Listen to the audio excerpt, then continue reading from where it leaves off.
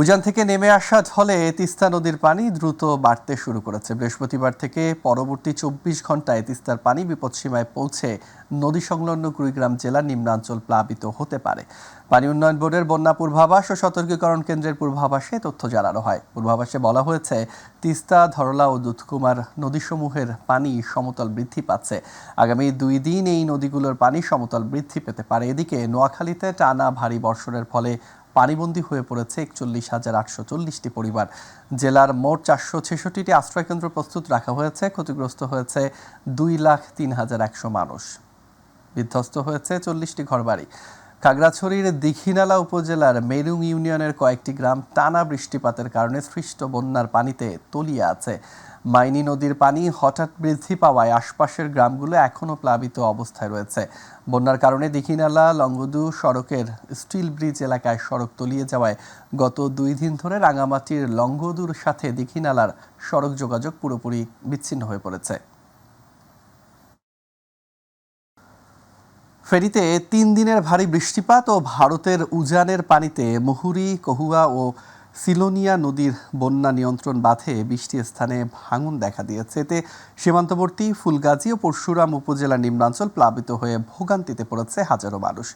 বিভিন্ন সড়ক পানিতে তলিয়ে গিয়ে বন্ধ রয়েছে যান চলাচল। বন্যার্ত এলাকায় বিদ্যুৎ সংযোগ ও মোবাইল ফোনের নেটওয়ার্ক না থাকায় বিপাকে পড়েছেন মানুষজন। প্রতিনিধি আমিন চৌধুরীর তথ্যচিত্রে আরও জানাচ্ছেন শামস তাবরিজ উচ্ছ্বাস। টানা বৃষ্টির পর ফেনীর বন্যা পরিস্থিতি কিছুটা উন্নতি হয়েছে। জেলার বিভিন্ন নদ নদীর পানি কমতে শুরু করেছে এবং অনেক এলাকার পানি নামতে শুরু করেছে। তবে এখনও নতুন করে কিছু এলাকা প্লাবিত হয়েছে, বিশেষ করে ছাগলনাইয়া ও সদর উপজেলার কিছু অংশে।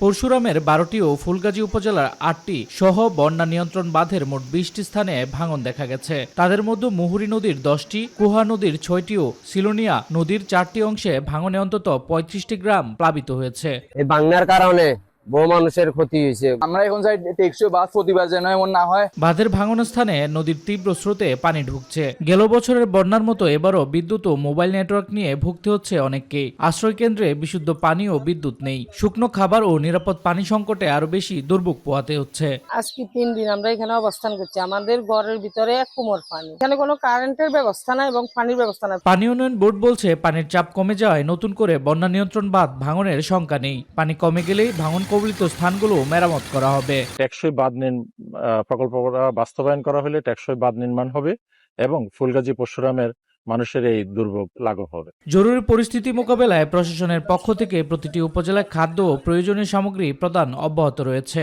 উপজেলা প্রশাসন স্থানীয় বিভিন্ন স্বেচ্ছাসেবী সংগঠনের সাথে সমন্বয় করে এবং আমাদের অন্যান্য সরকারি দপ্তর, আইন শৃঙ্খলা রক্ষাকারী বাহিনী তাদের সাথে সমন্বয় করে এই যারা আশ্রিত আছেন তাদেরকে রান্না করা খাবার এবং শুকনো খাবার বিতরণ করছেন। রাজনৈতিক দল বা ক্ষমতার পরিবর্তন হলেও তাদের ভাগ্য কখনো পরিবর্তন হয় না, এমনটাই বলে আক্ষেপ পোষণ করে বন্যা কবলিত এলাকাবাসী।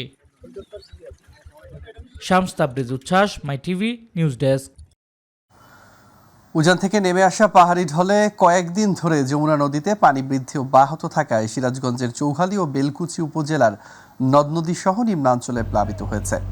ঘোড়জান, মুরাদপুর, এনায়েতপুর এলাকায় যমুনা নদীতে তীব্র স্রোতের কারণে ভাঙন শুরু হয়। এতে শত শত বাড়ি নদীতে বিলীন হয়ে গেছে। হুমকির মুখে পড়েছে বহু বসতবাড়ি, শিক্ষা ও ধর্মীয় প্রতিষ্ঠান। এদিকে গত 24 ঘন্টায় যমুনা নদীর পানি সিরাজগঞ্জ শহর রক্ষাবাদ পয়েন্টে 9 সেন্টিমিটার পানি বৃদ্ধি পেয়ে 172 সেন্টিমিটার বিপদসীমার নিচ দিয়ে প্রবাহিত হচ্ছে।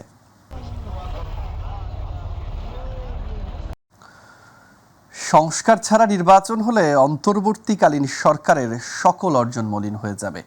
সরকার প্রধানকে ইতিহাসের কাঠগড়ায় দাঁড়াতে হবে বলে মন্তব্য করেছেন জাতীয় নাগরিক পার্টি এনসিপির দক্ষিণাঞ্চলের মুখ্য সংগঠক হাসনাত আব্দুল্লাহ। সকালে যশোরে জুলাই অভ্যুত্থানে আহত ও নিহতদের পরিবারের সাথে মতবিনিময় সভায় অংশ নেয় এনসিপির শীর্ষ নেতারা। সেখানে তিনি একথা বলেন। পরিকল্পিতভাবে এনসিপিকে নির্বাচন থেকে সরিয়ে ফেলার ষড়যন্ত্র হচ্ছে অভিযোগ করে হাসনাত আব্দুল্লাহ বলেন, অন্তর্বর্তী সরকারকে শুধু নির্বাচন নয়, বিচার সংস্কার ও জুলাই সনদের দায়িত্ব দেওয়া হয়েছে। এ সময় দলটির মুখ্য সমন্বয়ক নাসিরউদ্দিন পাটোয়ারি বলেন, যে সংবিধান ছাত্র জনতার উপর নির্বিচারে গুলি ঠেকাতে পারেনি তা পরিবর্তন আবশ্যক। মতবিনিময় সভার পর জুমার নামাজ আদায় শেষে শহরে পদযাত্রা বের করে এনসিপি। পরে ঈদগাহ মোড়ে সমাবেশে অংশ নেবেন দলের আহ্বায়ক নাহিদ ইসলাম সহ কেন্দ্রীয় নেতৃবৃন্দ। যশোরে সমাবেশ শেষে পদযাত্রার গাড়ি বহরে রওনা হবে খুলনার অভিমুখে। সনদ দিতে হবে এবং গণপরিষদের মধ্যে মাধ্যমে আমরা নতুন সংবিধান করে সংবিধানের একদম বেসিক জায়গাতে এটা স্থান দিতে হবে এবং সংবিধানটা এমন করে বানাতে হবে যে এই সংবিধানটা ভবিষ্যতে কেউ ফেসিস্ট হতে চাইলেও তাকে ঠেকিয়ে দিবে। যারা এখনো আপনার চিকিৎসার খরচটা এখনো পান নাই, ক্যাটাগরি রিলেটেড প্রবলেম আছে, অনেকের যে কম্পেনসেশনটা পাওয়ার কথা, আর্থিক সহায়তা পাওয়ার কথা, সেটা পান নাই, এগুলো যদি একটা তালিকা করে দিতে পারেন তাহলে আমরা যথাযথ কর্তৃপক্ষের কাছে এটা পৌঁছে দিতে সুবিধা হবে। একটা পরিকল্পিত ছক আমরা দেখতে পাচ্ছি, এগুলা মিলে যাচ্ছে। আবার একটা ফেসিজমকে আবার রিহ্যাবিলিটেট করা, পুনর্বাসন করার এই যে ছকগুলা, স্ট্র্যাটেজিগুলা মিলতেছে। মুন্সিগঞ্জের লৌহজংয়ের মাওয়া প্রান্তে পদ্মা সেতু টোল প্লাজার উত্তর থানার সামনে 5টি যানবাহনের সংঘর্ষে 15 জন আহত হয়েছে। বেলা 11টার দিকে দুর্ঘটনা ঘটে। শ্রীনগর ফায়ার সার্ভিসের স্টেশন অফিসার দাওয়ান আজাদ হোসেন জানান, ঢাকা থেকে মাওয়াগামী ইমাদ পরিবহনের একটি যাত্রীবাহী বাস ঢাকা মাওয়া এক্সপ্রেসওয়ের পদ্মা সেতুর মাওয়া টোল প্লাজার কাছে পৌঁছার পর ব্রেক ফেল করে। এতে নিয়ন্ত্রণ হারিয়ে ইলিশ পরিবহনের বাস, গোসাইরহাট এক্সপ্রেস বাস, একটি প্রাইভেট কার ও একটি জিপ গাড়ির সঙ্গে সংঘর্ষ হয় ইমাদ পরিবহনের বাসটির। এ সময় 15 জন আহত হয়। ঘটনার পরপরই পরিস্থিতি নিয়ন্ত্রণ করে কাজ শুরু করে পুলিশ ও ফায়ার সার্ভিস। ব্রাহ্মণবাড়িয়ায় ঢাকা সিলেট মহাসড়কে চলমান 2 উন্নয়ন প্রকল্প কাজের ধীরগতি ও দীর্ঘদিন সংস্কার না করায় সৃষ্ট খানাখন্দের কারণে মহাসড়কটির 20 কিলোমিটার অংশে তীব্র যানজট সৃষ্টি হয়েছে। সকাল থেকে আশুগঞ্জ গোলচত্বর হয়ে সরাইল বিশ্বরোড মোড় হয়ে শাহবাজপুর পর্যন্ত এ যানজট সৃষ্টি হয়। এতে কয়েক হাজার যানবাহন ঘন্টার পর ঘন্টা মহাসড়কে আটকে রয়েছে। ফলে যাত্রী ও চালকরা চরম দুর্ভোগে পড়েছেন। সরাইল খাটিহাটা হাইওয়ে থানার ভারপ্রাপ্ত কর্মকর্তা মামুনুর রহমান বলেন, আশুগঞ্জ ও বিশ্বরোড মোড়ে 3 ফুটের বেশি গভীর গর্ত তৈরি হয়েছে, ফলে গাড়ির গতি কমে যাচ্ছে। একটি ট্রাক একটি মোড় অতিক্রম করতে 20 মিনিট পর্যন্ত সময় লাগছে। এতে যানজট অনিবার্য হয়ে পড়েছে। হাইওয়ে পুলিশ জানান, চলাচল স্বাভাবিক রাখতে সর্বোচ্চ চেষ্টা করছে। খুলনা দৌলতপুর থানা যুবদলের সাবেক সহসভাপতি মাহবুব মোল্লাকে গুলি ও রকেটে হত্যা করেছে দুর্বৃত্তরা। দুপুরে দৌলতপুর থানার পশ্চিম মহেশ্বর পাশার নিজ বাসার সামনে তাকে হত্যা করা হয়। এলাকাবাসী জানান, জুম্মার নামাজ পড়তে মাহবুব মোল্লা বাসা থেকে বের হয়। এই সময় তার বাসার সামনে একটি মোটরসাইকেলে 3 জন দুর্বৃত্তকারী এসে মাহবুবের মাথায় গুলি করে। সে রাস্তায় লুটিয়ে পড়লে তার পায়ের রক কেটে সন্ত্রাসীরা দ্রুত পালিয়ে যায়। দুর্বৃত্তরা মোটরসাইকেলে একজন হেলমেট পরা থাকলে অপর 2 জনের মাথায় হেলমেট ছিল না। স্থানীয়রা মাহবুবকে উদ্ধার করে খুলনা মেডিকেল কলেজ হাসপাতালে নিয়ে গেলে কর্তব্যরত চিকিৎসক মাহবুবকে মৃত ঘোষণা করেন। দৌলতপুর থানা বিএনপির সাধারণ সম্পাদক ইমাম হোসেন হত্যার বিষয়টি নিশ্চিত করেছেন।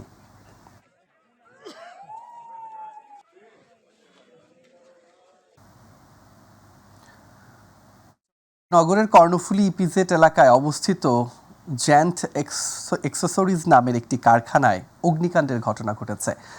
দুপুরে এই আগুনের সূত্রপাত ঘটে। ঘটনার খবর পেয়ে ফায়ার সার্ভিসের 8টি ইউনিট ঘটনাস্থলে পৌঁছে আগুন নিয়ন্ত্রণে কাজ করছে।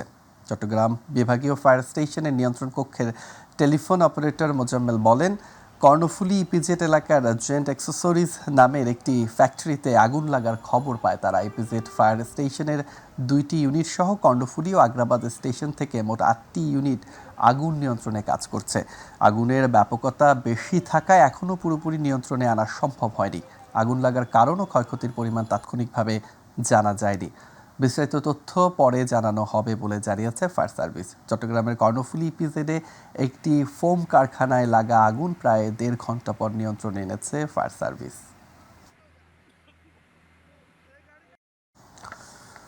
সুনামগঞ্জের সেনাবাহিনী ও বিজিবির যৌথ অভিযানে একটি কাভার্ড ভ্যান ও বিপুল পরিমাণ ভারতীয় কসমেটিক্স সহ প্রায় 1,62,00,000 টাকা মূল্যের চোরাই পণ্য জব্দ করা হয়েছে। ভোরে জগন্নাথপুর উপজেলার হায়দারপুর বাজার থেকে মালিকবিহীন অবস্থায় সব চোরাই পণ্য জব্দ করা হয়। দুপুরে এক সংবাদ বিজ্ঞপ্তির মাধ্যমে বিষয়টি নিশ্চিত করেছে সুনামগঞ্জ ব্যাটালিয়ন 28-এর বিজিবির অধিনায়ক lieutenant colonel AKM Zakaria Kadir. তিনি জানান, গোয়েন্দা তথ্যের ভিত্তিতে সেনাবাহিনীর সহায়তায় যৌথ অভিযান পরিচালনা করে 18,977 পিস ভারতীয় কসমেটিক্স ও 14,872 পিস কুকুর ও বিড়ালের ওষুধ আটক করা হয়। এদিকে সীমান্তে চোরাচালান রোধে বিজিবির গোয়েন্দা তৎপরতা অব্যাহত রয়েছে জানিয়ে জব্দকৃত পণ্য সুনামগঞ্জের শুল্ক কার্যালয়ে জমা করা হয়েছে বলেও জানান বিজিবির এই কর্মকর্তা। দেখতে দেখতে 19 বছর পূর্ণ হলো জয়পুরহাটের আক্কেলপুর মহিলা কলেজ সংলগ্ন তৎকালীন অরক্ষিত রেলগেটে ভয়াবহ বাস ট্রেন সংঘর্ষ ট্র্যাজেডির। 2006 সালের 11 জুলাই সকালে খেয়া পরিবহনের নামে একটি যাত্রীবাহী বাস অরক্ষিত রেলগেটটি অতিক্রম করার সময় সৈয়দপুর থেকে ছেড়ে আসা খুলনাগামী রূপসা এক্সপ্রেস ট্রেন বাসটিকে সজোরে ধাক্কা দিলে মুহূর্তেই বাসটি চূর্ণবিচূর্ণ হয়ে পড়ে। রেললাইনে ছিটকে পড়ে বাস যাত্রীদের ক্ষতবিক্ষত দেহ। সেই মর্মান্তিক দুর্ঘটনায় ঘটনাস্থলেই প্রাণ হারান 25 জন বাস যাত্রী। পরে চিকিৎসাধীন অবস্থায় মৃত্যু হয় আরও 10 জনের এবং আহত হন অন্তত 25 জন। সেদিন আক্কেলপুর কলেজ মাঠে একসাথে 11 জনের জানাজা অনুষ্ঠিত হয় এবং 7 দিনের শোক ঘোষণা করে আক্কেলপুর পৌরসভা। দুর্ঘটনার কবল থেকে বেঁচে যাওয়া অনেকে আজও ভুলতে পারেনি বিভীষিকাময় সেই দিনের ভয়াল স্মৃতি। এ উপলক্ষে সকালে নিহতদের স্মরণে উক্ত স্থানে স্থায়ী স্মৃতিস্তম্ভ নির্মাণের দাবিতে মানববন্ধন করেছে আক্কেলপুর উপজেলাবাসী।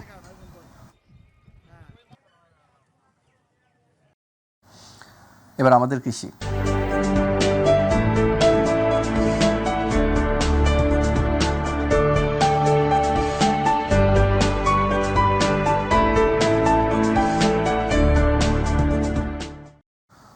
মেহেরপুরে কাঁচা মরিচের দাম বৃদ্ধি অব্যাহত রয়েছে। 2 সপ্তাহের ব্যবধানে 30 টাকার মরিচ এখন পাইকারিতে বিক্রি হচ্ছে 225 টাকা পর্যন্ত, যা খুচরা পর্যায়ে বিক্রি হচ্ছে প্রায় 300 টাকা কেজি। আজ মেহেরপুর ও গাংনী পাইকারি কাঁচা বাজারে প্রতি কেজি মরিচ 195 টাকা থেকে 220 টাকা পর্যন্ত বিক্রি হচ্ছে। বাজারের চাহিদা অনুযায়ী মরিচ সরবরাহ না থাকায় বেড়েই চলেছে কাঁচা মরিচের দামের ঝাঁজ। চাষি ও ব্যবসায়ীরা বলছেন, 2 সপ্তাহ ধরে বৃষ্টি হচ্ছে, এতে মারা গেছে মরিচ গাছ। যে গাছগুলো টিকে আছে তাতে ফুল ও ফল ঝরে যাচ্ছে। বৃষ্টির কারণে মরিচের ফলন কমে যাওয়ায় দাম বেড়েছে বলে জানায় পাইকারি ব্যবসায়ীরা। গেল 1 বছর সবজি চাষে অব্যাহত লোকসানের কবল থেকে মুক্তি পেতে মরিচের উপর নির্ভর করেছিলেন চাষিরা, কিন্তু চড়া দামে মরিচ বিক্রি হলেও গাছে টিকে না থাকায় বিপাকে মরিচ চাষিরা। জাল অনেক ক্ষতিকর, পচে যাচ্ছে, মরে যাচ্ছে। আমাদের লাভ বেশি একটা হবে না, কারণ আছে অতিরিক্ত লেবার খরচ, বীজ খরচ, ওপর বৃষ্টি, সবকিছু আছে, নিয়ন্ত্রণ আছে, শুধু কাঁচা মরিচটা বিপদে। রাজুকের অনুমোদনহীন ও নকশা বহির্ভূত ভবন নির্মাণ করায় ঢাকার কেরানীগঞ্জ মডেল থানাধীন সোনার বাংলা আবাসিক এলাকায় রাজুকের মোবাইল কোর্ট পরিচালনা করা হয়েছে। গতকাল গদারবাগ এলাকায় 8টি নির্মাণাধীন ভবনে অভিযান পরিচালিত হয়। রাজুকের নির্বাহী ম্যাজিস্ট্রেট বেলায়েত হোসেন এবং অথরাইজড অফিসার সাইদা ইসলামের যৌথ তত্ত্বাবধানে পরিচালিত এ মোবাইল কোর্টে উপস্থিত ছিলেন সহকারী অথরাইজড অফিসার, প্রধান ইমারত পরিদর্শক ও অন্যান্য ইমারত পরিদর্শকগণ। অভিযানে অনুমোদনহীন 2টি নির্মাণাধীন ভবনের বর্ধিত অংশ ভেঙে অপসারণ করা হয়। এছাড়া 8টি ভবন থেকে 8টি বিদ্যুৎ মিটার জব্দ করে তা সংশ্লিষ্ট পল্লী বিদ্যুৎ প্রতিনিধিদের নিকট হস্তান্তর করা হয়েছে।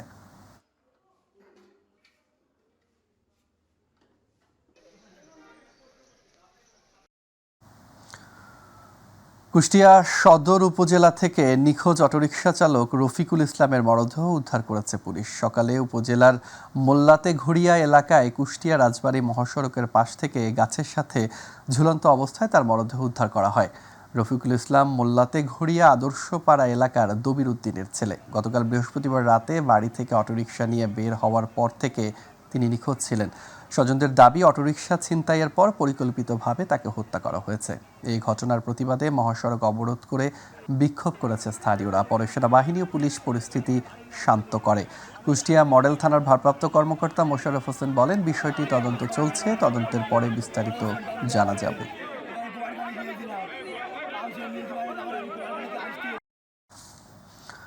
নড়াইল জেলার বিভিন্ন এলাকায় পাগলা কুকুরের কামড়ে শিশুসহ অন্তত 12 জন আহত হয়েছে। বৃহস্পতিবার সকাল থেকে দুপুর পর্যন্ত কুকুরের কামড়ে তারা আহত হন। আহতদের নড়াইল সদর হাসপাতালে চিকিৎসা দেওয়া হয়েছে। জেলার সীমান্তবর্তী গঙ্গারামপুর গ্রামে পাগলা কুকুরের কামড়ে শিশুসহ 3 জন আহত হন। আহতদের মধ্যে রয়েছে 8 বছর বয়সী শিশু তানভীর রহমান সামিউল। তাকে উদ্ধার করতে গিয়ে কুকুরের কামড়ে আহত হয়েছে নিমরান নামের এক ব্যক্তি। এছাড়া নড়াইল পৌরসভার ডুমুরতলা গ্রামে 8 জন কুকুরের কামড়ে আহত হয়েছে। এছাড়া আরও কয়েকটি এলাকায় পাগলা কুকুরের কামড়ে কয়েকজন আহত হওয়ার খবর পাওয়া যায়। আহত ব্যক্তিরা সবাই নড়াইল জেলা হাসপাতালে জরুরি বিভাগে চিকিৎসা নিয়েছেন। শরীয়তপুরে দুর্যোগ ব্যবস্থাপনা অধিদপ্তর কর্তৃক মানবিক সহায়তা কর্মসূচির আওতায় নদী ভাঙনে ক্ষতিগ্রস্ত পরিবারের মাঝে জিআর ক্যাশ ও শুকনো খাবার বিতরণ করা হয়েছে।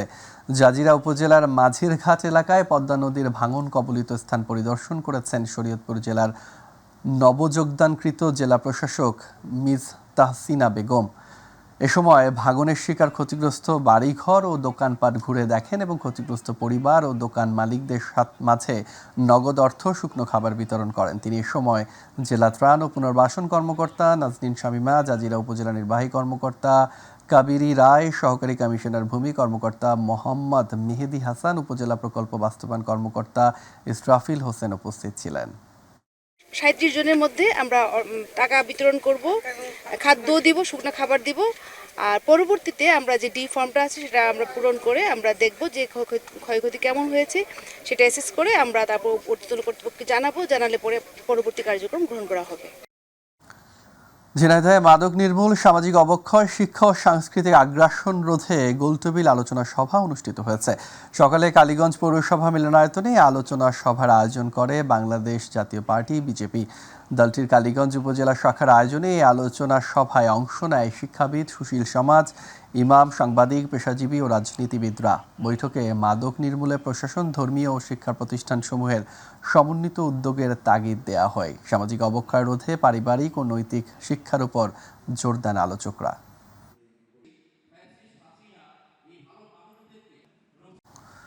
গাজীপুরের কাপাসিয়ায় জামায়াত ইসলামের দিনব্যাপী রুকন সম্মেলন অনুষ্ঠিত হয়েছে। উপজেলার চাঁদপুর ইউনিয়নের ভাওয়াল চাঁদপুর উচ্চ বিদ্যালয়ের হলরুমে উপজেলা জামায়াত ইসলামের সম্মেলনে সভাপতিত্ব করেন গাজীপুর জেলার নায়েবে আমির মাওলানা শেফাউল হক। প্রধান অতিথি ছিলেন গাজীপুর জেলা জামায়াতের আমির ডাক্তার জাহাঙ্গীর আলম। বিশেষ অতিথি ছিলেন কাপাসিয়া উপজেলা জামায়াতের আমির মাওলানা ফরহাদ হোসেন মোল্লা, মাওলানা তোফাজ্জল হোসেন ও মাওলানা আবুল ফাত্তাহ।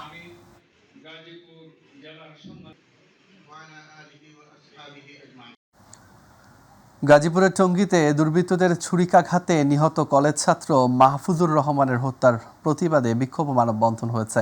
সকালে টঙ্গী কলেজ গেট এলাকায় এই কর্মসূচি পালিত হয়। ঘণ্টাব্যাপী চলা মানববন্ধনে স্থানীয় বাসিন্দা, রাজনৈতিক ব্যক্তি সহ বিভিন্ন শিক্ষা প্রতিষ্ঠানের অর্ধশতাধিক শিক্ষক শিক্ষার্থী অংশ নেয়। বক্তারা বলেন, রাতেই টঙ্গী যেন মৃত্যুর ফাঁদ হয়ে উঠেছে। অপরাধীদের দ্রুত গ্রেফতার না করলে তারা আরও বড় কর্মসূচির ডাক দেবে।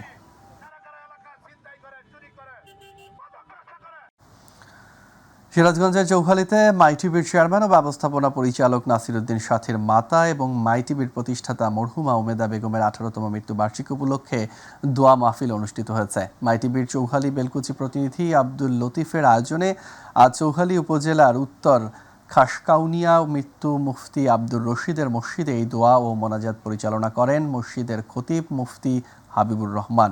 মাহফিলে মরহুমার রুহের মাগফিরাত কামনায় বিশেষ দোয়া করা হয়। এতে স্থানীয় গণ্যমান্য ব্যক্তি, মুসল্লি সহ এলাকাবাসী অংশগ্রহণ করেন।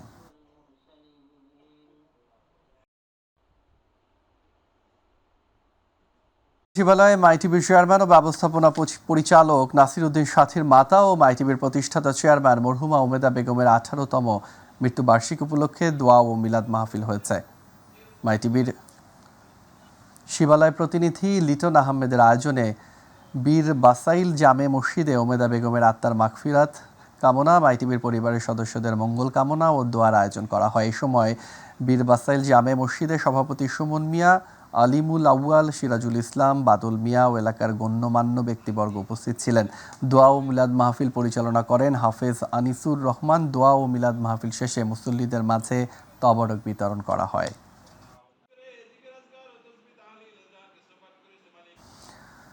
জামালপুরের পাথালিয়া এলাকায় প্রবীণ খেলোয়াড়দের সম্মাননা স্মারক প্রদান ও মতবিনিময় সভা হয়েছে। দুপুরে পৌর শহরের পাথালিয়া এলাকার বটতলায় এই সম্মাননা স্মারক প্রদান ও মতবিনিময় সভার আয়োজন করে আমাদের পাথালিয়া ফেসবুক পেজের সদস্যরা। মতবিনিময় সভায় আবু তালেব চাঁদের সভাপতিত্বে বক্তব্য রাখেন অধ্যাপক আবুল হোসেন, আশরাফুল ইসলাম বুলবুল, শফিকুল ইসলাম কাজল, সোহানুর রহমান সহ অন্যান্যরা। পরে ওই এলাকার 27 জন বিভিন্ন খেলোয়াড় পারদর্শী প্রবীণ খেলোয়াড়দের সম্মাননা স্মারক তুলে দেয়া হয়।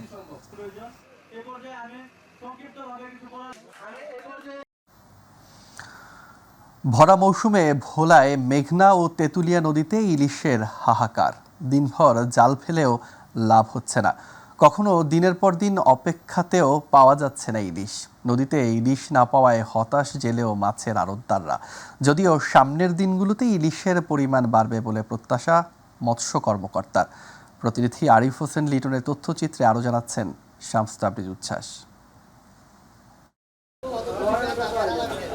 আগামী 4 মাস ইলিশের ভরা মৌসুম হলেও এবার ভোলার মেঘনা ও তেঁতুলিয়ায় জেলেদের জালে কাঙ্ক্ষিত ইলিশের দেখা মিলছে না, তাই হতাশ জেলেরা। ইলিশের পাশাপাশি অন্যান্য মাছের দেখাও তেমন একটা নেই। যা 2-4টি ইলিশ ও অন্যান্য মাছ মিলছে তা বিক্রি করে কোনো রকমে চলছে জেলেদের সংসার। এনজিওর কিস্তি দিতেও হিমশিম অবস্থা তাদের। 2 লাখ 3 লাখ করে দেয় না, অনেক সাবার সব মানুষ না খেয়ে মরতে আছে। 3টে 4টে খাওয়া দেওয়ার পরে 2টা ধাটকি মাছ পাই, যাও ঘাটে আই দাম পাই না। সরকারের দেয়া নিষেধাজ্ঞা মানলেও সরকারি সহযোগিতা থেকে বঞ্চিত হচ্ছেন প্রকৃত জেলেরা। তারা বলছেন অভিযানের সময় পরিবর্তন করে দেয়া হলে নদীতে কাঙ্ক্ষিত ইলিশ ও অন্যান্য মাছের দেখা মিলবে। তাতে দায় দেনা পুষিয়ে নিতে পারবেন তারা। এখন তো ইলিশ পরেই না, একেবারেই পরে না। এই পর্যন্ত এই কটা মাছই পেয়েছি, মানে মাছ খুবই কম। ইলিশের দেখা না পাওয়ায় শুধু জেলেরা নয়, লোকসানের মুখে পড়েছেন ব্যবসায়ীরাও। পুরনো দাদন ফেরতের পরিবর্তে নতুন করে পুঁজি হারানোর শঙ্কার কথা জানায় আড়তদাররা। আমরা যে মনে করেন লক্ষ লক্ষ টাকা দাদন দিছি, কিন্তু আমাদের ঘর গতি খুলে আমরা বয়ে রয়েছি, আমরা কিন্তু অনেক হতাশা। 2টা একটা পায়, তাও দাম অনেক বেশি, আমরা কিনতে পারি না।